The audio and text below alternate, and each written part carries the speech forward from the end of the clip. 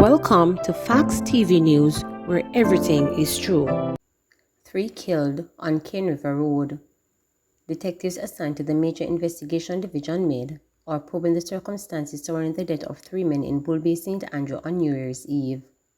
The deceased has been identified as 68-year-old Isaac Ashton, a mason of Taylorland, 9 miles Bull Bay, St. Andrew, 39-year-old Alric Ashton, a construction worker of the same address, and a man known only as Narco.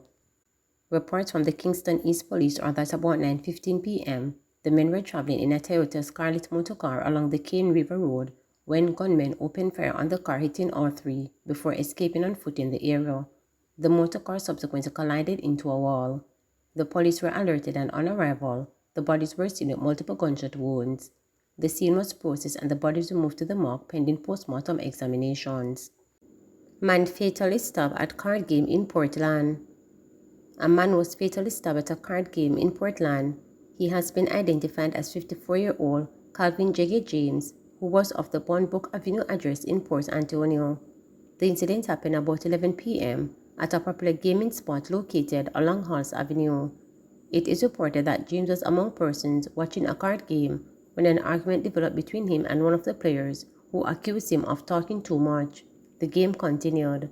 Sometime after, another player pulled a knife and stabbed James several times in his chest and then fled the scene. James was rushed to the Port Antonio Hospital, where he was pronounced dead on arrival. This was the 13th murder to be recorded in Portland. Kingston man shot dead after New Year's gun salute. A man who was allegedly seen firing a weapon to ring in the new year is now dead after reportedly shot by a member of the Jamaica Defense Force. The incident took place on Penwood Road near Waterhouse in Kingston. 2 firearms were reportedly recovered from the scene. Tourist dies in St. James after being hit by a car. A male tourist has died after being hit while crossing the main road in Anchor, St. James early yesterday morning. He has been identified as 44-year-old Jovan Amos from the United States. It is reported that Amos was crossing in the vicinity of the popular Blue Diamond Shopping Center to get to his hotel. The incident happened around 1 a.m. The driver of the vehicle did not stop. He has since turned himself into the Coral Gardens police. Stakeholders have bemoaned the popular thoroughfare is a hotspot for crashes and are calling for authorities to do more to make the corridor safe. Amos' death brings to 7 the number of people killed in the last 3 months along the busy thoroughfare, which is famous for street racing in the absence of street lights. Several hotel workers have also been injured by cars while crossing at the Blue Diamond Shopping Center intersection. We need rumble strips similar to what they have been placing on the Norman Manley Boulevard in Negril, because this road is a death trap. The streetlights are not working and there's constant racing, said an eyewitness and villa operator in the area who asked not to be identified. In October, 3 members of a family, Sandra Louise Lee, her daughter Savannah Lee, and Donna Brown, who were visiting from Florida in the USA, were killed after their car was hit by a speeding driver. The traffic is heavy and it is a tourist season. Workers coming from work late at night have died because of indiscipline and the lack of protection of their lives, he stated, adding that drug racing had become the norm. Most of the street lights between downtown Montego Bay and Lilliput are out of commission as well, and this has made driving an elegant corridor even more dangerous. As a man in the tourism industry, it is very sad to see, and it is consistently happening. If it is not next week, it will be 2 weeks or next month, but more lives will be lost, he bemoaned as he called for action. A boy is St. Anne's Bay Regional first baby for the new year. St. Anne's Bay Regional Hospital registered its first baby for the new year at 5:34 this morning, a boy born to Peter K. Barnaby of Claremont, St. Anne. Barnaby and the baby, who weighed 8 pounds 6 ounces at birth, are in good health. Barnaby received a gift basket from Kirk FB that contained several products to aid her care for the newborn. Cops clear up 2016 double murder case. Alleged killer died 2 years ago. Police have cleared up a 2016 double murder case posthumously, even though the man accused of the killing has been dead for 2 years. Fritzwell Core, otherwise called OJ, 26, was said to be one of several men who pretended to be police officers and shot dead 2 brothers in their sleep. The brothers were Maria Lawrence, an 18-year-old handyman, and Javel Lawrence, 19, both from Phase 2 Havana Heights, Clarendon, were killed on September 8, 2016. It was reported that around 2:40 a.m., Both teens were at home sleeping when men claiming to be policemen kicked open their front door and shot them multiple times before escaping on foot in the area. Police were summoned and discovered the brothers with multiple gunshot wounds to the upper body on separate beds. More than 10 9mm Spence casings were found in the room and another 8 retrieved along the roadway.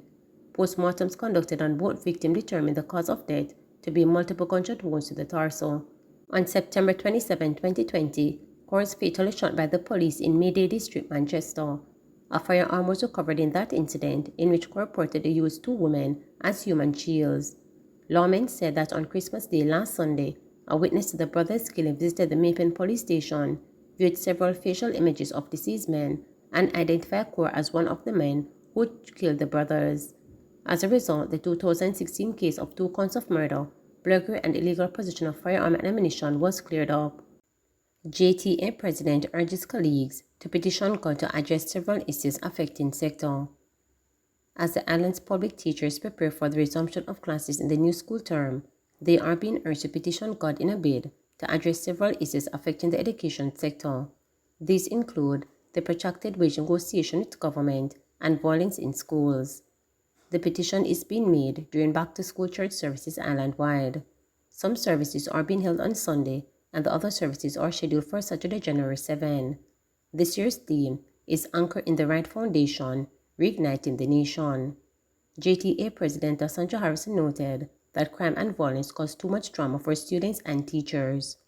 She said teachers are seeking the guidance of God as they go through government's reconstructing process. The Jamaica Teachers Association continues its tradition of invoking God's presence and guidance as we start another term in this academic year and, importantly, this new calendar year 2023. At a time when we seemingly can't abate the tides of crime and violence as a nation, we return to the option that never fails. We petition our God. This is imperative as the high incidences of violence in the society is manifesting within our school walls, once places of refuge for students and teachers. Too much trauma for all who share the school space to endure in our own strength. In addition, other strongholds, colonial in their genesis and otherwise, have and continue to impede a collective will to transform education to truly benefit all Jamaican children. These must be torn down. As we seek to return to the table renegotiations for the best wage package for our members as we transition in this restructuring exercise, we petition our God to lead us in this process. All practitioners in service and retired, Ministry of Education partners, parents, and students are invited to join us as we petition the Eternal Father to grant us divine wisdom, strategy, and strength as we seek to continue the execution of our duties as nation builders, notwithstanding the many challenges within our sector. Several NSWMA sanitation workers back on the job following protests over late payment of salaries. Scores of sanitation workers attached to the National Solid Waste Management Authority, NSWMA, are back on the job following a protest outside the agency's office on Hagley Park Road in Kingston on December 31st. The disgruntled worker had gathered outside the agency demanding payment for their services. Speaking with reporters, Executive Director of the NSWMA, Arda Garden, said the protest stemmed from a misunderstanding about the payment of salaries. He said the employees have returned to work. There was a degree of misunderstanding with the pay for our sanitation workers. And I say misunderstanding because they were of the view that they would not be getting pay. We could not do that. It was a great misunderstanding. And I could also say that maybe on our part, we could have done better with the communication of the late payment.